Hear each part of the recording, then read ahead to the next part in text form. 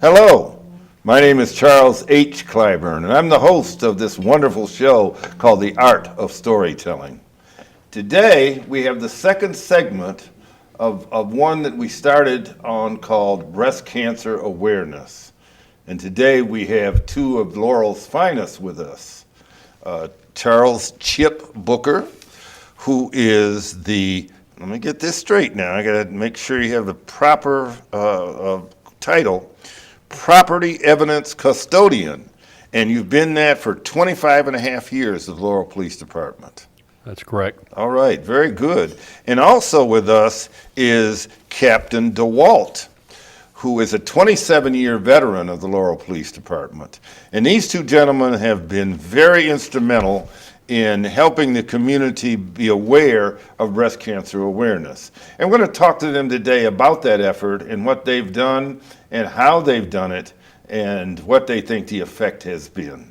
So, without further ado, Captain DeWalt, we're going to start with you. Tell me about how the inspiration for the breast cancer awareness effort came about and how the police department got involved in that. The inspiration came mainly every October, which is Breast Cancer Awareness Month, is same month of NFL football.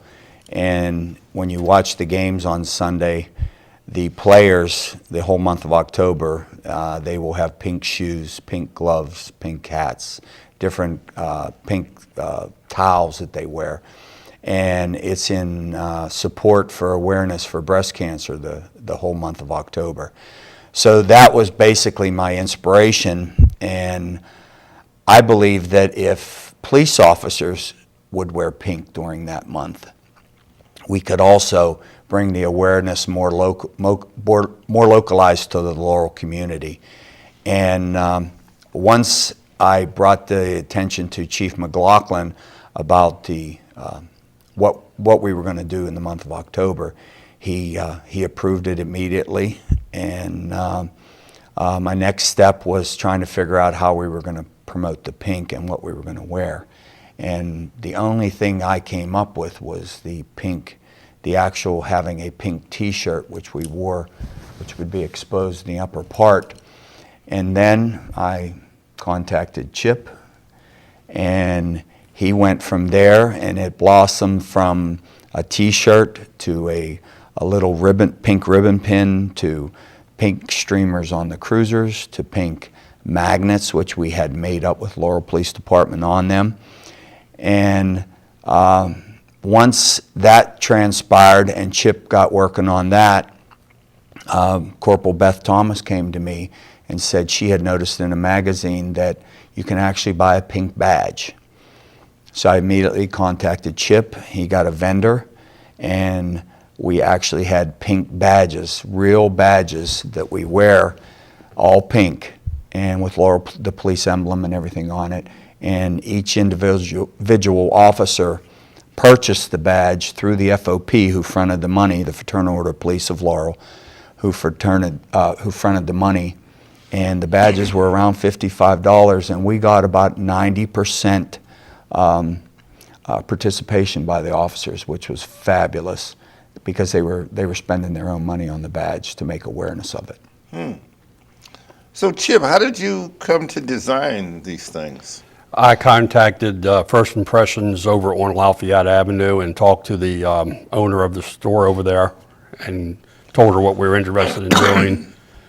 And we came up with the design of the police shield on the t-shirts, and they really turned out great. Mm-hmm. So most of the officers, I understand 90% of the officers agreed to wear these pink t-shirts?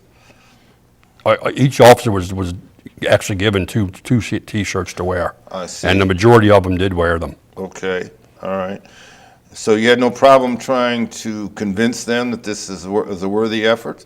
No, sir. Okay, very good.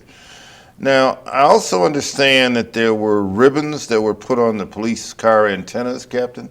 Yes, we purchased several rolls of pink ribbons, and we cut them about a foot long, and we attached them to each in every cruiser in the department, and we have quite a lot of cruisers, so Oh, it stands out. And there were emblems on the cruisers themselves, T-shirts, and I understand that next year you're going to try to get handcuffs that are pink. Is that right? Yes, I actually have a pair right here that I wear now throughout the year, and you'd be surprised how many people in the community, when I'm out walking and out in the community, that notice the pink handcuffs. And we're going to try to get that as our next step next October. Okay. Incorporate that into the program. And so we tried to get the chief on today, but we understand he's pretty busy. And so in fact, when I talked to him, he said that you two were the experts on this and were the catalyst behind this whole effort, and that you two were probably the ones that I should talk to anyway. So, Chip, what kind of response have you gotten from the community regarding this? They've been very responsive about it. They caught on to it. They thought it was a great idea. So people understood what the pink They stood understood, for? yes. Okay, all right. And so you said something, I understood that you had a yard sign somewhere. You talk about that a little bit? It's actually, it's like one of them little garden flags that's on a stand, and you set it out in the yard of the police station. Okay, so With it the was pink in ribbon front. on it. It was front of headquarters. Okay, and you said the FOP, the Fraternal Order of Police, is the police union. Is that correct? Yes, it's a Laurel Lodge number 11, and it's the Fraternal Order Police of Laurel, which every member of the police department is a member of. And we went to them, who fronted the payment for the badges, and then they could, the officers can repay them at any time, and which was a lot more convenient. And that's plus the breast cancer awareness, which everybody's affected by. Yes. That enabled like 90% of the officers to buy the actual badges, which they could wear every year now. That's very good. What are we talking about in terms of a price for a badge? About $55. Oh, okay. So each one of the officers spent their own money to purchase the badge. Wow. Well, that's great. Well, that certainly says something about officers as individuals and also as a police department, that you guys would take on this kind of effort. I think you'd be commended for that. But I think that the Laurel Police Department has been known to do a lot more. Most of us think of policemen as someone we call to because if we're having trouble, somebody broke in our house, or there's a domestic squabble, or somebody might have snatched a purse from somebody else, or in other words, to enforce the law. But here's a whole different perspective, and I think that one of the reasons why we wanted to do this show was to get people to know that our own police department is much more concerned about community service than maybe some of us had imagined before. I also understand you did something about cops on rooftops. Can you talk a little bit about that? Yes, we do that every year, around September, October. And Corporal Beth Thomas is the one that came up with the idea. And they go and they stand on the Dunkin' Donuts rooftop for 33 hours, 33 flavors of Baskin Robbins. And we collect money for Special Olympics. And it's just, other than the actually law enforcement side to a police officer, the city of Laurel, weekly, every weekend, there's something going on in Laurel. Yeah. And it's either for Special Olympics, either for Relay for Life. I mean, if you look at the amount of things that the city does and on a weekly basis, on a daily basis, the community things, it's nonstop. And it's throughout the whole year. We do the Deep Creek Dunk for Special Olympics up in Western Maryland, where we jump into freezing water that's frozen. And we take a team of about 20, 25 officers and dispatchers up there to do that. We do the Relay for Life, which is breast cancer. We're going to have our own team this year, and we're going to sell some of the items that Chip came up with, the T-shirts and the magnets and things like that, on our team for Relay for Life. And we actually got these sticker badges that we give out to all the kids, thousands and thousands of them at some of our events, and we got them made in pink. So everybody up at that Relay for Life is going to have a pink Laurel Police Department sticker badge on this year, and we're going to raise money for that. But every weekend and during the week, there's some sort of event that the police officer and the cities do, and they coordinate together, that is community related. Very good. Well, Chip, what else have you designed? You did the T-shirts. Is there something else? The T-shirts, the magnet, the car magnets, and then we ordered the little pink ribbons pins, lapel pins. Right. Now, the magnets, what do they say on there? Breast cancer awareness, and then they have our Laurel Police seal at the bottom with the Laurel Police on it. I see. Okay. And those were on every cruiser. Yes, sir. So people couldn't ignore that the police department was behind this effort and was supporting this. The Relay for Life, that's coming up pretty soon, isn't it? Yes, end of May? Or is it June? First week of June. First week of First June. week in June. Yes. Can you tell me a little bit more about that, Chip? They go down to McCullough Field on Montgomery Street, and Yes. each team walks around the field, and they raise money by doing that. Okay. And people support that? Support, yes. Okay. They get pledges from people. Okay.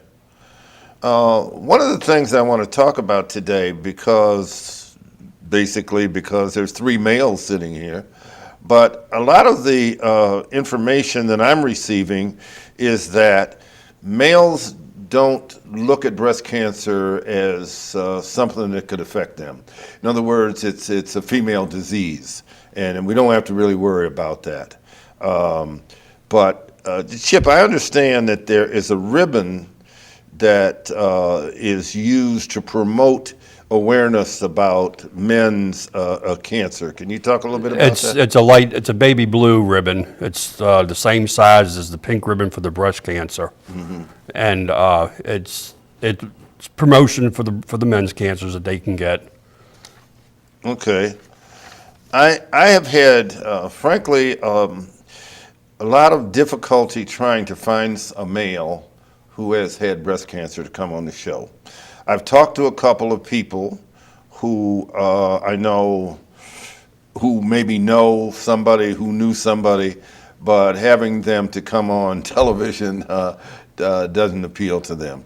But I understand, Captain DeWalt, you know someone personally or did at one time? Quite a few years ago, when I used to work the midnight shift, which you could tell that was a long time ago, I met a guy at the Exxon station. He was an employee, and he had a pink ribbon on one time, and it was for Breast Cancer Awareness Month. So we struck up a conversation, and I found out that he was a survivor of breast cancer. I can't remember his name. I only remember that that's how I became aware that men can actually get breast cancer, which I didn't know at that time. Right. Well, I've got some information here that came from Associated Press, and it talks about the disease is still uncommon among women younger than 40, but that the possible reasons for that is that young women's tumors tend to be more aggressive than older women. But it goes on to talk about men and breast cancer, and it says it is not a common disease, which leads men to being diagnosed at a more advanced stage, which is harder to treat. Most of the time, women receive a diagnosis of a breast cancer after a mammogram.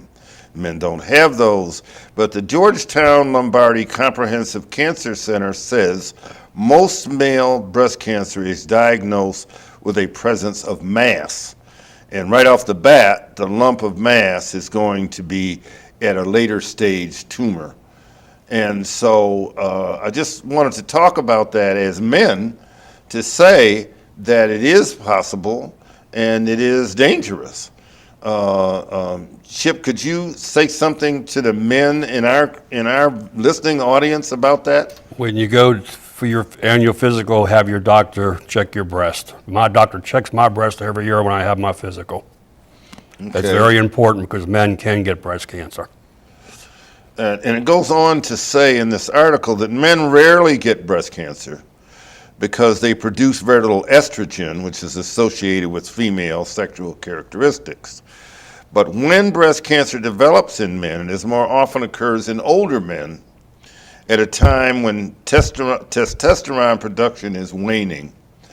And I think it's important to understand and important for us to spread that message that men can get breast cancer, and that when it happens, you need to, as you say, you need to be checked and at least your annual physical and any visit to the doctor, so that you can catch this at an early age. Because once it gets, it is curable, as the article says. Male breast cancer is curable if found early enough. But most men's breast cancer is diagnosed at stage 2 or 3, which is an advanced stage. So, Captain DeWalt, perhaps when we talk to people about breast cancer awareness, that maybe some of that information could be disseminated and made aware that this is a disease that men can get. So I would suggest that maybe next year, and yes, Breast Cancer Awareness Month is in October, but maybe next year when the police department mounts that effort, that they may want to, in some way, target men, perhaps in conversation, or perhaps when people approach you with, "Why are you wearing pink?" or that, and I think that that's important that we get that across. One of the things that this article says is men that die from breast cancer, which is about 400 U.S. men per year, all right, compared with 40,000 women, all right? And according to the American Cancer Society, they often do so because they waited too long to have a troubling symptom checked out. And so early detection is important in men particularly. And sometimes we don't want to think about that. Sometimes we don't want to think that that's something that we can get. But it's something that we need to remind men that it is a possibility, excuse me, and that it's something that needs to be checked out early, because detection is what is important. All right, I wanted to talk a little bit about the badges. Now, every officer had a pink badge during that. Now, you just did this in the month of October, is that correct? Yes, sir. Month of October. Okay, and you're going to do it, of course, next October. Yes. Okay, and so every officer had a pink badge? About 90% of them purchased them Okay, and wore them. all right. Yes. And that was that was in connection with the T-shirts. Yes. You think was there someone who perhaps maybe wanted to wear a badge instead of the T-shirt, or vice versa, or Probably a little bit of both, I would imagine. And then I'm hoping that this year, when we've added on several new officers, so we'll have to probably get another order of badges if they want them, and we're hoping that it catches on, and that this year, when everybody's wearing the pink, it'll catch on to other officers too, that 10% that didn't get a badge. So now, from your NFL inspiration, this has become a big event, particularly for the Laurel Police Department. Has this spread to anybody? Has anyone, any other jurisdiction or someone else contacted you about they thought it was a good thing? Well, a great idea was the chief came down one day and asked if we had any T-shirts left over. And Chip had ordered quite a few of them, and we did have quite a few left over. Mm-hmm. And he goes, "I want them." So I took him down there and said, "Chip, Chief wants those T-shirts." he took them up to City Hall and he passed them on to everybody. And I think what evolved from that was certain Fridays in October, they would have Pink Friday, where all the employees wear their T-shirts, and it got the whole city involved, which we thought was a great idea coming from the chief. But you see how when you start off with one little idea and you hit the right people, the ideas just come flowing in. And because there's no way I could have thought of all this stuff from the beginning anyway, but I go to the person that I know is responsible and can come up with things, and that's Chip as far as the equipment goes. And then the chief gets his approval once I get his approval, and I'm Right. sure in the back of his mind, he came up with that idea about giving them to the city hall, and then Beth Thomas thought about the badges. So it's never one person when you come up with an idea around our agency. And now, apparently, Chip has gotten calls from the Laurel Volunteer Fire Department. They've already got T-shirts, I guess, designed and made, and now they want the contractor of the magnets. So they're going to have fire department pink magnets. So it's going to get into the fire department now, and they're going to be doing that in October, which is pretty cool. Yes. Well, certainly it's a spinoff from your idea, but that's great that groundswell has caught up to at least the police department. Any other police jurisdictions talk to you about doing something like this? None have contacted me about it. Okay. I've heard a couple of them during October when we were at events or things. We were actually at a funeral at the D.C. officer who had been killed, and there were some D.C. officers there that saw the badges and things like that. So I look forward to seeing, hopefully, maybe it caught on to some agencies, and we'll just have to wait and see when next October comes around. Well, I think you certainly have started something. And I think it's a wonderful effort, not only to bring awareness about breast cancer, but to bring awareness to what a caring police department we have in the city of Laurel. Again, you have another image sometimes about a policeman. And to see you guys making this effort on the part of breast cancer awareness just makes us understand that you are people to serve and protect. And I think that's a great idea. And it sounds like the chief is thoroughly behind this. As I said, I've talked to him, and he deferred to you two. And he said that you guys were the ones. And apparently, from what I'm hearing today and from what I've talked to you before, it certainly is true.